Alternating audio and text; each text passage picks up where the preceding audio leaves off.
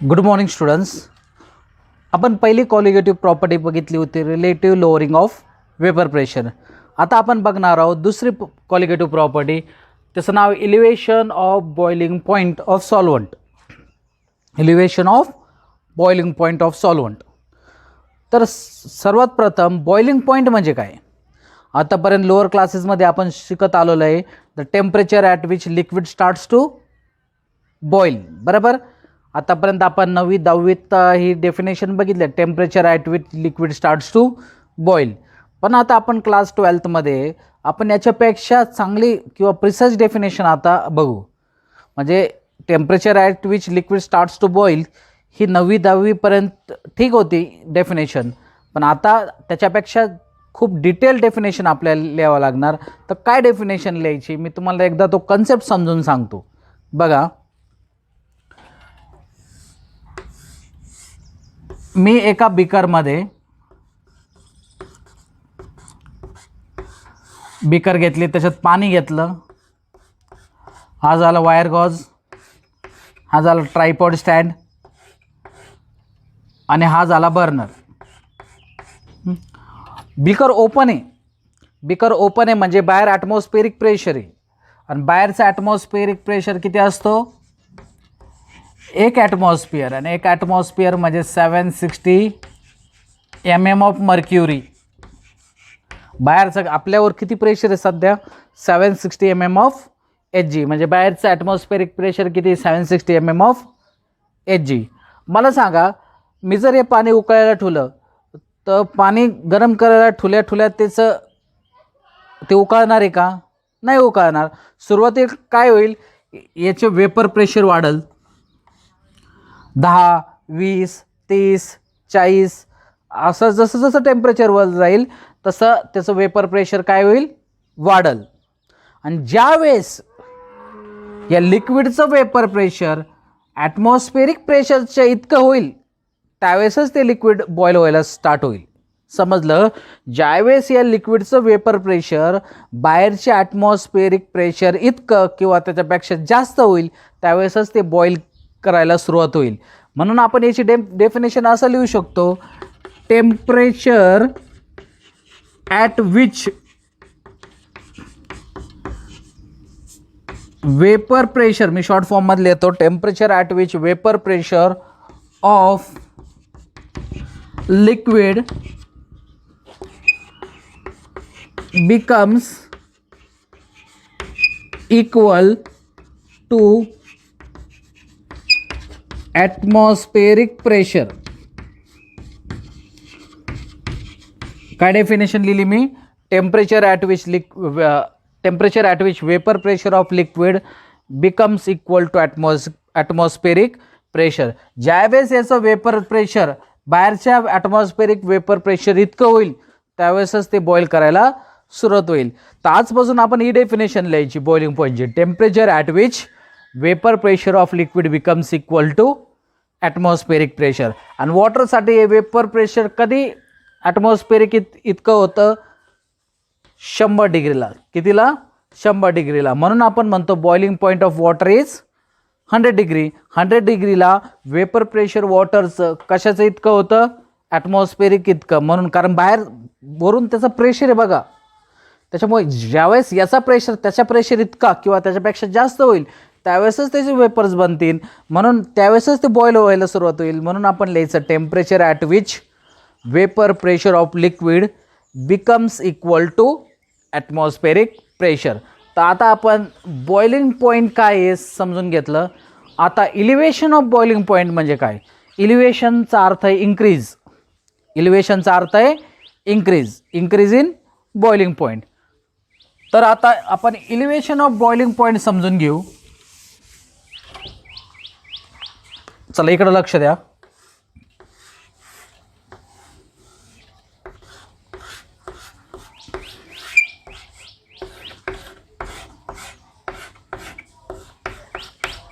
चला परत आपण एक्झाम्पल घेऊ. समजा मी याच्यात परत पाणी घेतलं आणि मी याला हीट करायला सुरुवात केली. आता फक्त इथं पाणी, बरोबर. तर हे किती डिग्रीला बॉईल होईल हे वॉटर? 100 डिग्री सेल्सिअसला.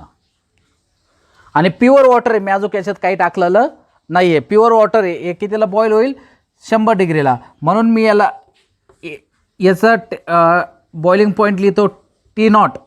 नॉट का लिहिलं, कारण फक्त हा प्युअर सॉल्वंट, याच्यात आपण अजून काही ॲड केलेलं नाही आहे. त्याचं टेम्परेचर समजा आपण धरू T0. दुसऱ्या बीकरमध्ये आपण काय करू, दुसऱ्या बीकरमध्ये पण आपण पाणी घेऊ,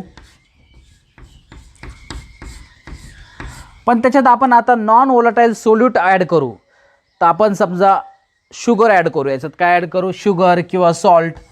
मागच्या वेळेस आपण एक्झाम्पल सॉल्टचं घेतलं होतं, आता मी याच्यात काय ॲड करतो, शुगर ॲड करतो. तर याच्यात शुगरचे पण पार्टिकल्स असतील, बरोबर. आता ज्यावेळेस मी याला हीट करणार, आता ही हीट कोण घेईल, वॉटर पण घेईन आणि शुगर पण घेईल. पण शुगरचे वेपर्स बनणार आहे का, नाही बनणार. पण शुगर काय करेल, ती हीट कंझ्युम करेल. वॉटरला तेवढी हीट पूर्ण भेटेल का, नाही भेटणार. आता हे 100 डिग्रीला बॉईल होणार नाही. का 100 डिग्रीला बॉईल होणार नाही, फक्त वॉटर असतं तर 100 डिग्रीला बॉईल झालं असतं. पण त्याच्यात काय टाकली तुम्ही, साखर टाकली, म्हणजे शुगर टाकली त्याच्यात. मला सांगा, शुगर थोडीफार हीट कंझ्युम करेल आणि शुगर काय नॉन व्होलाटाईल आहे, त्याचे काय वेपर्स बनणार नाही. म्हणजे आपल्याला 100 पेक्षा जास्त हीट करावं लागणार याला जर बॉईल करायचं असेल. समजा म्हणतो याचं बॉइलिंग पॉईंट आहे 105 डिग्री. एक्स्ट्रा 5 डिग्री कोणामुळं, त्या साखरमुळं, जी आपण साखर टाकली त्याच्यामुळे ते एक्स्ट्रा 5 डिग्री. म्हणून याचं आपण बॉइलिंग पॉईंट धरू T सोल्युशनचं. तर मला सांगा, आपल्याला जर डिफरन्स बघायचा असेल तर आपण डिफरन्स कसा बघतो, जास्तातून कमीला सबट्रॅक्ट करतो. जास्त कोणतं आहे, हा T. कमी कोणता आहे, T0. तर यालाच म्हणायचं delta TB, difference in boiling point. आणि यालाच म्हणायचं elevation of boiling point. Elevation म्हणजे कितीना फरक पडला तो, म्हणजे delta TB is equal to T minus T0. हे काय सोल्युशनचं टेम्परेचर आहे, हे काय प्युअर सॉल्वंटचं आहे, बरोबर. हे सोल्युशनचं टेम्परेचर आणि हे प्युअर सॉल्वंटचं आहे. तर याला म्हणायचं एलिव्हेशन ऑफ बॉइलिंग पॉईंट. याला काय म्हणायचं, एलिव्हेशन ऑफ बॉइलिंग पॉईंट. बघा, आपण घरी राईस करतो, म्हणजे आपण भात करतो. मला सांगा, आपण सुरुवातीला पाणी गरम करण्यासाठी ठेवतो. मग पाणी एकदा गरम झाल्यानंतर त्याच्यात तांदूळ टाकतो, मीठ वगैरे टाकतो आणि नंतर ते आपण काय करतो, बॉईल करतो. त्याच्यापेक्षा जर आपण असं केलं, पाणी घेतल्यानंतर त्याच्यात आधीच जर थोडं मीठ टाकलं, आता आधीच मीठ टाकल्याने काय होणार आहे, त्याचं बॉइलिंग पॉईंट वाढणार आहे. म्हणजे ते वॉटर 100 डिग्रीला बॉईल होण्याऐवजी कितीला बॉईल होईल, आता 105 106 डिग्रीला बॉईल होईल. आणि मग त्याच्यात आपण जर तांदूळ टाकलं तर तो राईस लवकर तयार होईल. समजलं याचं काय, कारण फक्त वॉटर असतं ते कितीला बॉईल झालं असतं, 100 डिग्रीला. त्याच्यात जर तुम्ही मीठ टाकून जर बॉईल केलं ते कितीला बॉईल होणार, 103 104 105 ला बॉईल होणार. म्हणजे आपला राईस काय होईल, लवकर तयार होईल. त्याच प्रकारे बघा, आपण ज्यावेळेस मॅगी तयार करतो त्यावेळेस आपण मॅगीचा मसाला पहिला त्या पाण्यात टाकतो. का पाण्यात टाकतो, कारण पाण्याचं बॉइलिंग पॉईंट 100 आहे, पण मॅगीचा मसाला टाकल्यामुळे त्याचं बॉइलिंग पॉईंट काय होणार आहे, जास्त होणार आहे. म्हणजे 103 104 105 डिग्री. आणि ज्यावेळेस आपण त्याच्यात मग मॅगीचे नूडल्स टाकू, ते नूडल्स 2 मिनटातच तयार होणार. म्हणून आपण म्हणतो मॅगी इन 2 मिनिट्स. कारण आपण सोल्युशनचं बॉइलिंग पॉईंट हे सॉल्वंटच्या बॉइलिंग पॉईंटपेक्षा जास्त असतं. का जास्त असतं, कारण त्याच्यात आपण नॉन व्होलाटाईल सोल्यूट टाकलं. म्हणजे मॅगीत जर आपण तो मसाला टाकतो, तो मसालासुद्धा थोडीफार हीट घेणार आहे, पण तो मसाला वेपरमध्ये जाणार का, नाही जाणार. वेपरमध्ये कोण जाईल, पाणी जाईल. म्हणून सोल्युशनचं बॉइलिंग पॉईंट हे सॉल्वंटच्या बॉइलिंग पॉईंटपेक्षा कधी जास्त असतं. विचारलं का जास्त असतं, because of addition of non volatile solute. तर यालाच म्हणायचं elevation of boiling point. Okay, आता एक्सपेरिमेंटली असं सिद्ध झालं आहे का elevation of boiling point, elevation of boiling point is directly proportional to molality. Experimentally काय प्रूव्ह झालं, इलिव्हेशन ऑफ बॉइलिंग पॉईंट, एक काम करतो मी रफ करून इकडं लिहितो, म्हणजे एक्सपेरिमेंटली काय प्रूव्ह झालं, elevation of boiling point is directly proportional to. तर पहिला आपण लिहून घेऊ, हा डेल्टा टी बी, याला म्हणजे इलिव्हेशन ऑफ बॉइलिंग पॉईंट, हा झाला टी मायनस टी नॉट, म्हणजेच सोल्युशन मायनस सॉल्वंट, बरोबर. आणि आत्ताच मी काय सांगितलं, elevation of boiling point is directly proportional to molality, म्हणून delta T B is directly proportional to molality. आणि आपल्याला प्रोपोर्शनलिटी ऐवजी कॉन्स्टंट टर्म टाकता येतो, तर मी इथं टाकतो delta T B is equal to K B into M. आता हा के बी काय झाला, हा के बी झाला molal elevation constant, molal elevation constant, कारण इथं मोलॅलिटी दिले, मोलॅलिटी म्हणजे मोलल इलिव्हेशन कॉन्स्टंट, किंवा याला आपण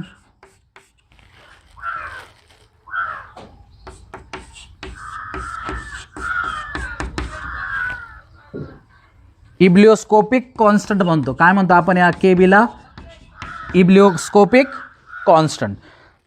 या के बीला काय म्हणायचं, इब्लिओस्कोपिक कॉन्स्टंट. आता जर असा तुम्हाला क्वेश्चन आला, डिफाईन इब्लिओस्कोपिक कॉन्स्टंट, मला सांगा, हा जर एम मोलॅलिटी 1 जर असेल, मोलॅलिटी किती असेल 1, तर K B will be equal to delta T B. समजलं, जर मोलॅलिटी हा 1 असेल, म्हणजे याची व्हॅल्यू जर 1 असेल, तर K B will be equal to delta T B. Delta T B म्हणजे काय, इलिव्हेशन ऑफ बॉइलिंग पॉईंट.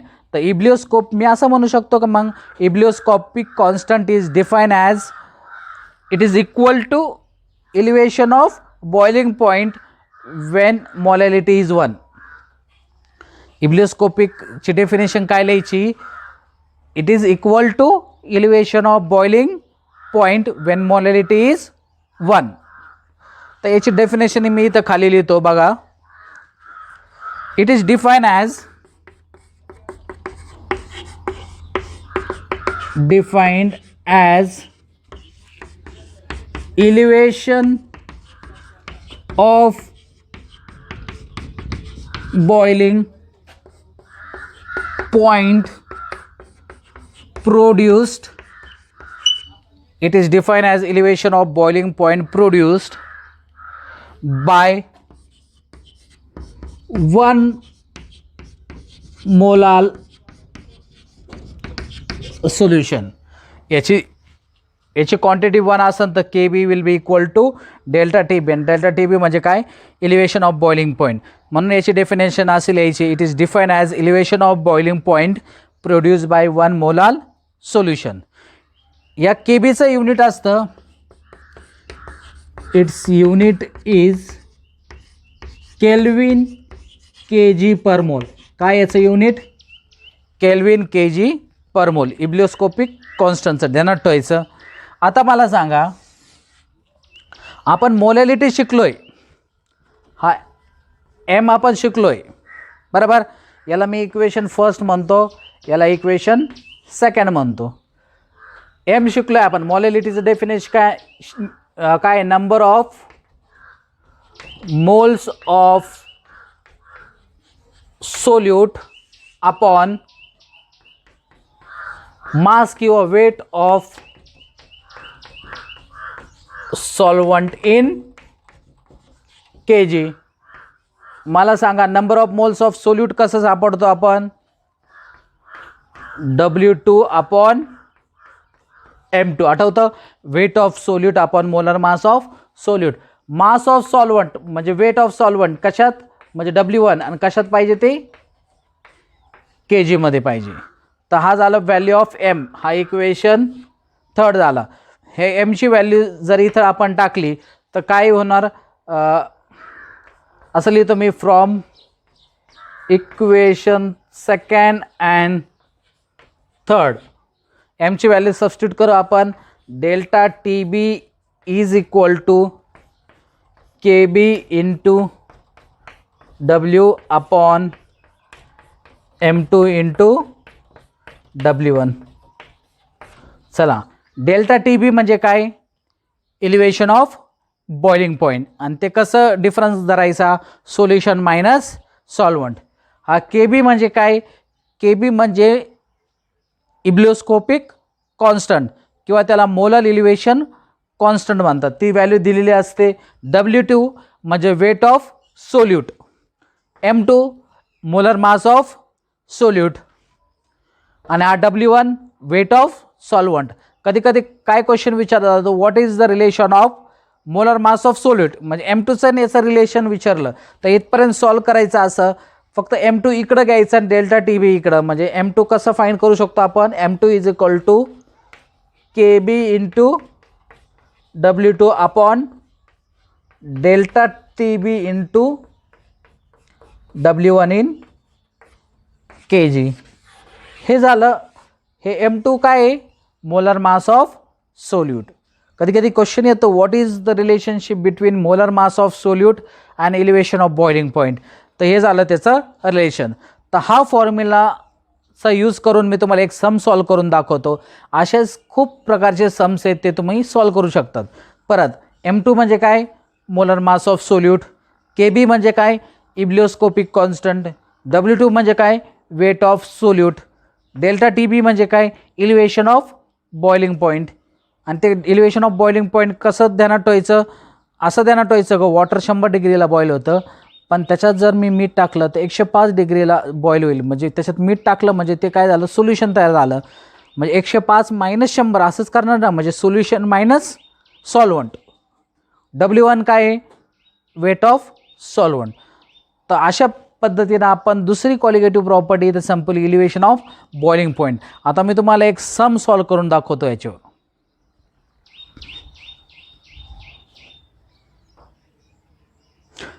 चला, आता हा सम आपण बघू. काय आहे सम? इथं लिहिलंय the normal boiling point of ethyl acetate is. Ethyl ॲसिटेटचं बॉइलिंग पॉईंट दिलंय बघा, फक्त इथिल ॲसिटेटचंच दिलंय. म्हणजे प्युअर एचं दिलंय. म्हणजे हा झाला T0. किती झालं ते? 77.06 degree Celsius. A solution of 50 gram of non volatile solute दिलंय. वेट दिलंय म्हणजे W2. आठवतं 2 आपण हा सोल्यूटसाठी वापरतो. हा दिलाय 50 grams.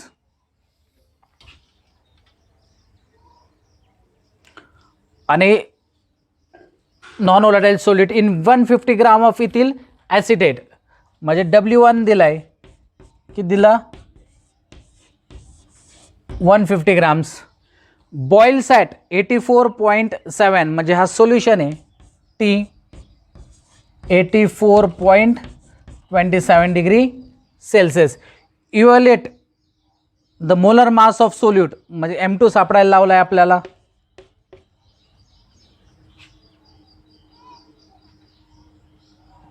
Molar mass of solute सापडायला लावलं. आणि इथं KBची व्हॅल्यू दिली. KBची व्हॅल्यू किती दिली? 2.77 डिग्री सेल्सिअस kg पर मोल.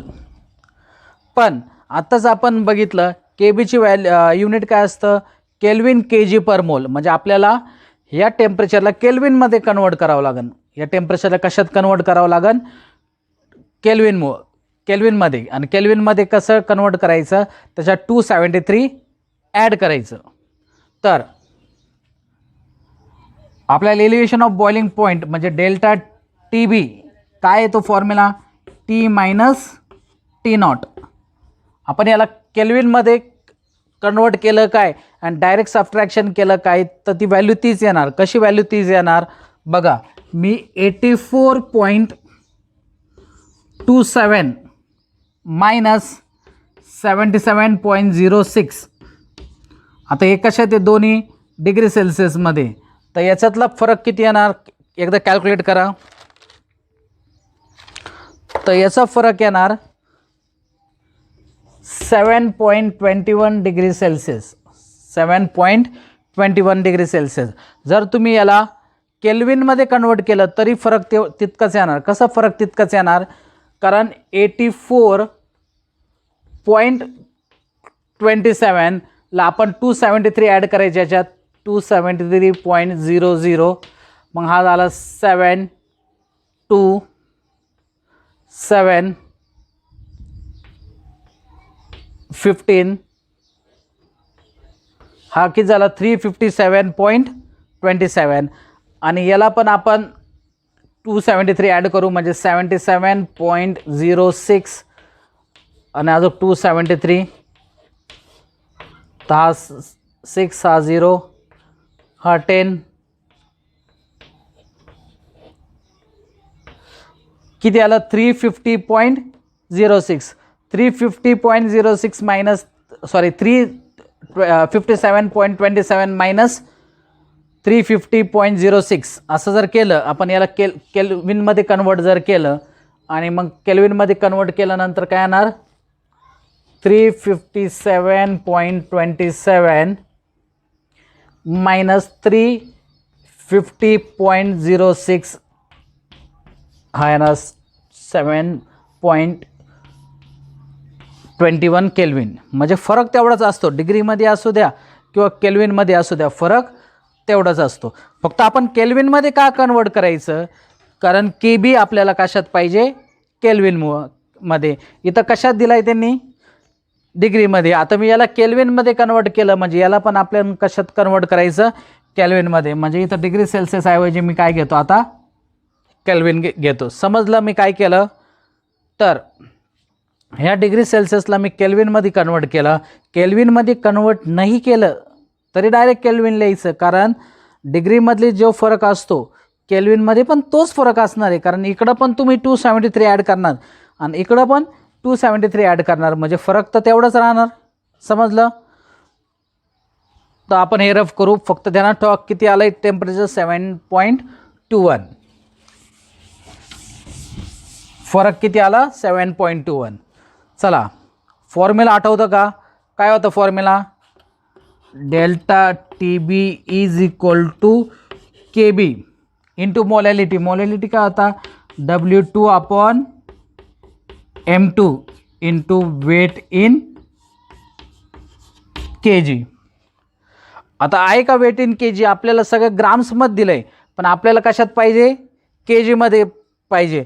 म्हणून याला मी काय करणार? डिवायडेड बाय 1000 करणार आणि तो 1000 वरती होणार. म्हणजे फॉर्म्युलात जर फक्त मी इथं 1000 टाकला तर हा काय होणार?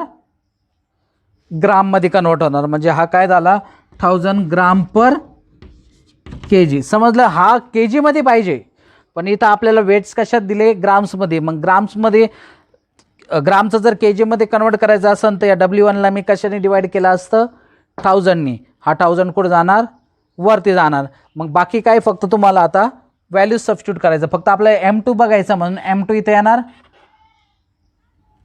डेल्टा टी बी इकडे येणार आणि डेल्टा टी बी किती आलं तर आपला 7.21 केल्विन. म्हणजे M2 is equal to KB into W2 into 1000 upon delta T B into W1. KB दिलेला आहे का? दिलेला आहे. W2 आहे. डेल्टा टी बी फरक तुम्ही काढला आहे. W1 आहे. मग तुम्हाला काय सापडू शकता याच्यातून? M2 सापडू शकतो. मी असंच ठेवतो, याच्यापुढं तुम्ही सॉल्व करायचा आणि याच्यानंतर पण मी आता नोट्समध्ये ते सम सॉल्व केलेले, पण तुम्ही सोल्युशन न बघता पहिलं सॉल्व करायचं. समजलं? तर या पद्धतीनं आपण आज काय शिकलो? Elevation of boiling point. तर मी इथंच असंच ठेवतो, पुढं जाऊन तुम्ही तो सॉल्व करा. फक्त अजून एक पॉईंट राहिलेला आहे. एक ग्राफ बघू आपण. इलिव्हेशन ऑफ बॉइलिंग पॉईंटचं काय करू आपण? एक ग्राफ बघू. ग्राफ जर तुम्हाला व्यवस्थित समजला तर इलिव्हेशन ऑफ बॉइलिंग पॉईंट तुम्हाला समजून जाईल. आणि हे सगळे जे कॉलिगेटिव्ह प्रॉपर्टीज आहे ते पहिलेच कॉलिगेटिव्ह प्रॉपर्टीवर अवलंबून आहे, वेपर प्रेशरवर. कशावर? वेपर प्रेशरवर. मला सांगा,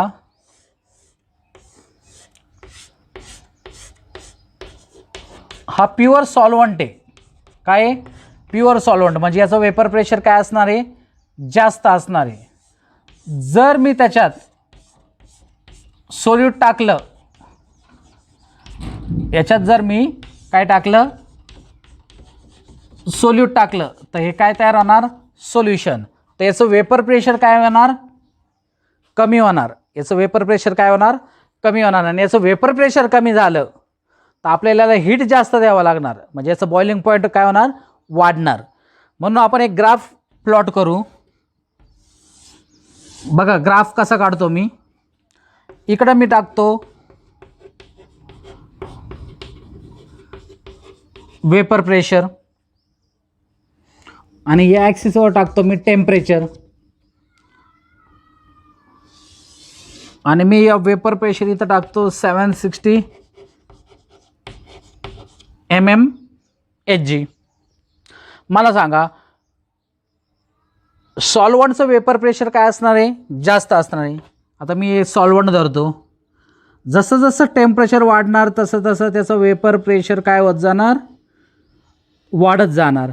आणि या पॉईंटला इथं जे लाईन कट होती, हेच काय झालं? त्याचा बॉइलिंग पॉईंट. तर हा काय झाला? त्याचा बॉइलिंग पॉईंट. म्हणजे आपण त्याला म्हटलं होतं T0. समजलं? सॉल्व्हंटचा हा वेपर प्रेशर, हा टेम्परेचर वाढल्याने जास्त वेपर्स बनतील.